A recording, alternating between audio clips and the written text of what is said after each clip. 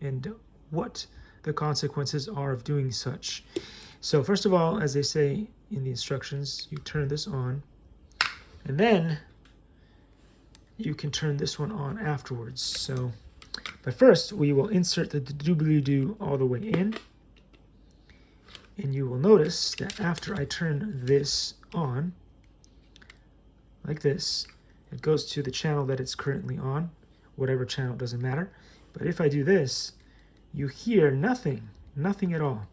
But look at what happens if I just gently pull it out a little bit, like that.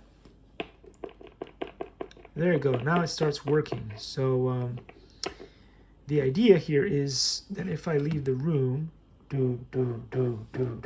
if I leave the room, let's see if you guys can still hear me. We'll see.